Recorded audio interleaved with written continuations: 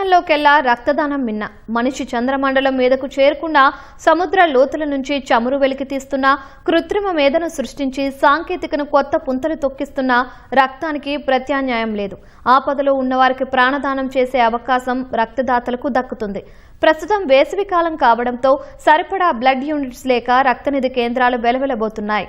మానవతా దృక్పథంతో దాతలు ముందుకొచ్చి రక్తదానం చేయాలని Indian red cross blood bank నిర్వాహకులు కోరుతున్నారు.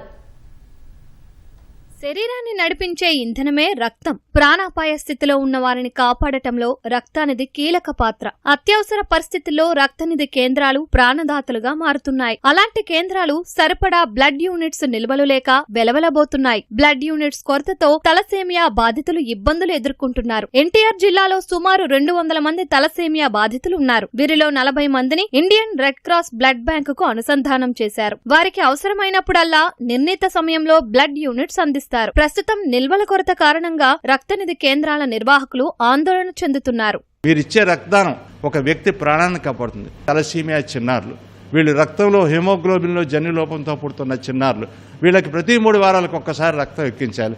రక్తం ఎక్కించినా వాళ్ళ జీవితకాలాన్ని 20 నుంచి 30 సంవత్సరాలకు మించి మనం పొడిగించలేము. కాబట్టి ఇటువంటి చిన్నారులు ఒక ఆవేదన ఒక్క ముక్కలో చెప్పాలంటే, ఒక అడుగు అమ్మఒడిలో, ఒక అడుగు మృత్యు ఒడికి వడివడిగా సాగుతూ నిత్యం జీవన మరణ సమస్యతో కొట్టుమిట్టాడుతూ చివరికి మృత్యు కరవాలానికి బలి మృత్యు చేయకు చేరువవుతున్న చిన్నారులు ఈ తలసీమియా చిన్నారు.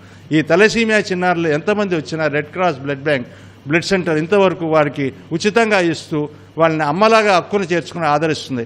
ఇంతకాలం ఏంటంటే ఇది వేసవి, దుర్భరమైన వేసవి కాలానికి అందరూ ఏంటంటే బయటికి రావడానికి భయపడుతున్నారు. కానీ రక్తదానం చేసినందువల్ల వాళ్ళకి ఎటువంటి రుగ్మతలు కానీ నీరసం కానీ రాదు.